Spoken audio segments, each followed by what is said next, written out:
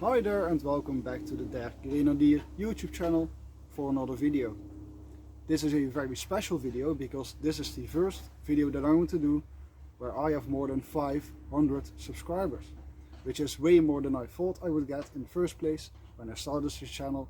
So I want to thank all of you, and you can all give yourself a little round of applause because you are truly an amazing audience and you are the reason that I like to make these videos. So that's worth something. For this very special video, I need to get to a very special subject. A subject that has been talked about in this hobby for many decades now. A subject that comes up in my comment section from time to time, almost every video, at least once in the comment section. And it is something that I want to talk to you about today because it is very important. I'm going to give my opinion, and in the comment sections you can give your opinion as well, because I know that some of you will do that and would like to do that, and I appreciate that, of course. So please like, comment, subscribe. Let's roll the intro and we'll get into the subject of today.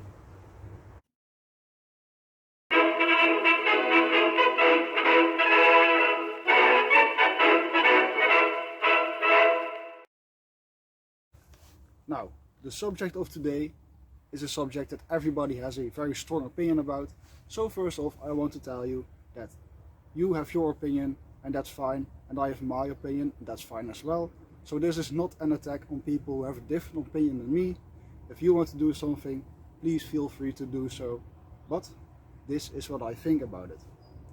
Of course you already saw the title, so the subject of this video is: should you use original stuff or not? And there are people who are going to say that you should not use one single piece of original stuff, and there are also people that say that you should use as much as you can, maybe even build your whole impression up from original stuff. But I think there's a good middle road, and I'm going to tell you about that, what I mean by that middle road. So what I think you should do is use original stuff when there's really no alternative for that stuff. For example, I used that reproduction tornister, but before there were no alternatives to an original. If you were doing early war impression, you needed an original tornister because there was no reproduction. There are reproductions now, but they are way more expensive than originals, and maybe not as good as originals, depending on what you think is a good reproduction.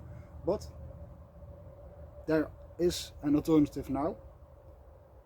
You can choose if you want to use that alternative or not, because in the end it's your stuff. If you want to use your original tornister and you don't care about potential damage that you do to it, it's totally fine to use that. I think that you should not use materials or stuff that's made from organic materials. So no fabrics, no leather, no stuff that degrades over time. The things that you can use are things that are made of hard materials, that, for example, the metal. Metals can rust, of course, but they will last longer over time. And there's also an aspect of, is that item in a bad state before you buy it and you restore it to a proper reenactment piece that you can use? That's mostly accepted in the hobby, of course. But if you use something that is in reasonably good condition, like a helmet that has original paint, and you use that, that's a little bit less acceptable. So I have some examples here for you today, and I'm going to talk about what I think is acceptable and I think is not acceptable. So we are going to start with the examples. So the first thing that I want to show you is the gas mask canister. As we all know, there is no good alternative for an original canister, so you will have to stick with one of those. Try to find one that is in bad shape and needs to be restored, and do that. Or use one that has original paint but is in very used condition, like I did. This is the original paint, but it is quite damaged all around, so I don't really feel that guilty about it. But I would prefer one that is a little bit more in a bad shape and restore that myself. don't use original straps, not the strap that you might use to strap your gasplanen to the side. Don't use an original gasplanen tasje, and don't use an original gasplanen itself on the inside.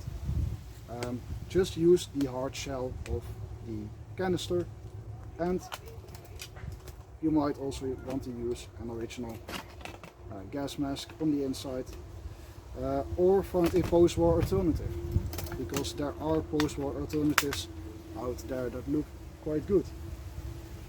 And another one that's very important to talk about is the helmet. There are some post-war alternatives. The M40 model has a post-war variant that's really close. Don't use one with original paint, and don't use the original liner. No original shin straps and no original split pins. Just use the original shell and restore that one and use it like that.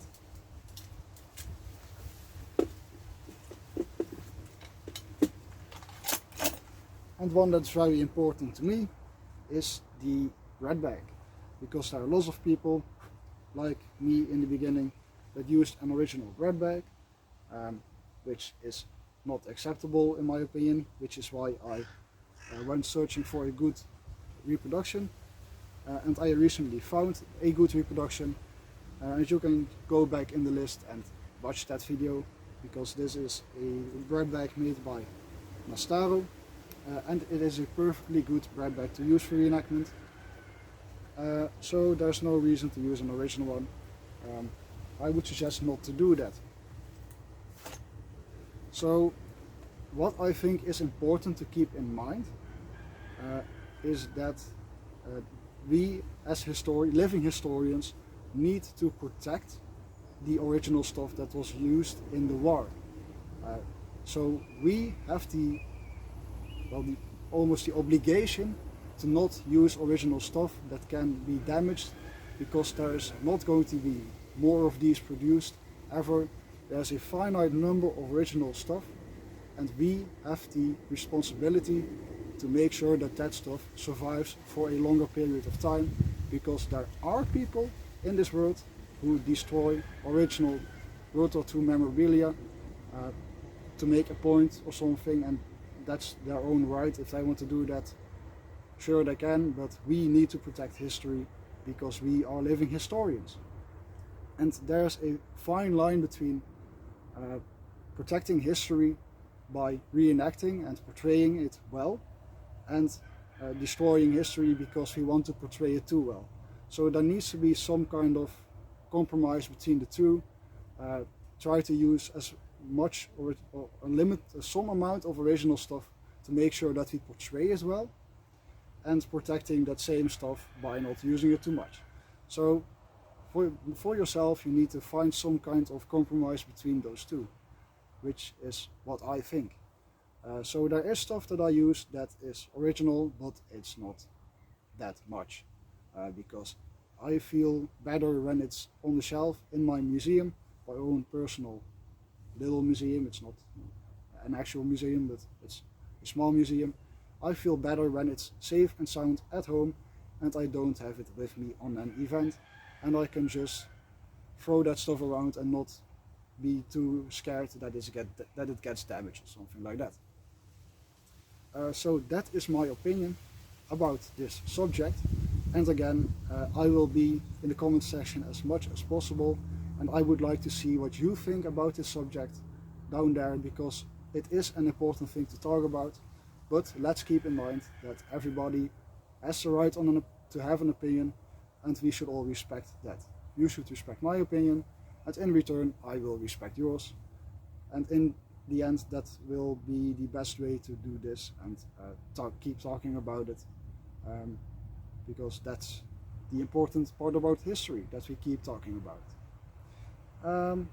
So that's a quite serious subject, but I want to remind you that this is a very special video because we reached a goal today, 500 subscribers, and I want to thank you again for that. So please like, comment, subscribe, buy yourself some cake, because it is very special that we did this. and I am very happy, of course. And I will see you in the next video. And please, I hope that you all have a very nice vacation if you have one. Goodbye.